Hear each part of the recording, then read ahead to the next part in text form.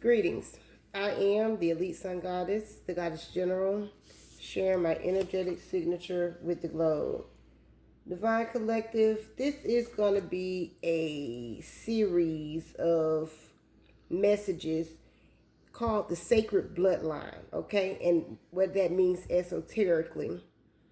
So, a sacred bloodline revolves around the idea that certain elite lineages possess divine ancestry, hidden knowledge, or supernatural potential, often preserved in secret.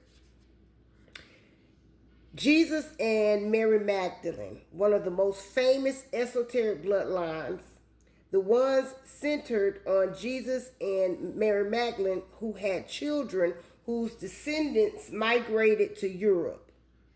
The Merovingian connection. Now, this claims the lineage merged with the Frankish Merovingian dynasty. The Holy Grail is not a cup, but the sangreal, the royal blood, or the womb of Mary Magdalene. Now, the sacred blood continued with the royal dragon court. Now, this is alternative esoteric lineages that trace roots to ancient Near Eastern royalty and pre-Christian mythology. So, dragon kings, writers such as Nicholas de Vere popularized the concept of the dragon bloodline, claiming that royal, fairy, and elven bloodlines ruled ancient civilizations and possessed specific genetic traits related to leadership and spiritual awareness.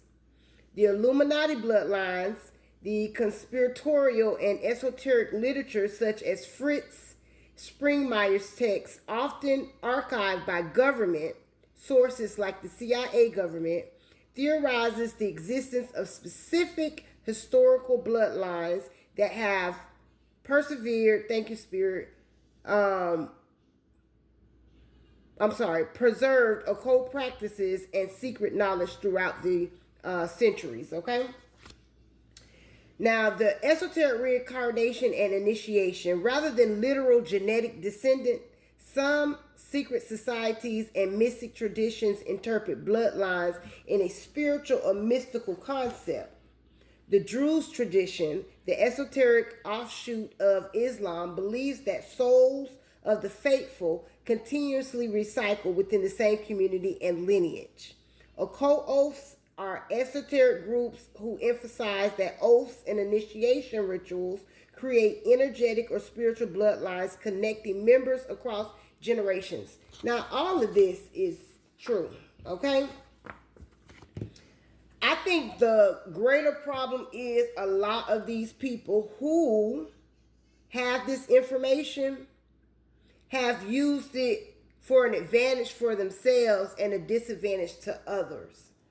Now, we are having a great awakening where you have actual descendants of these bloodlines awakening and these hidden secrets, because a lot of these bloodlines have been changed or stolen. They have been stolen to represent a certain type of an individual, and the awareness is getting ready to be brought to who the true bloodlines are.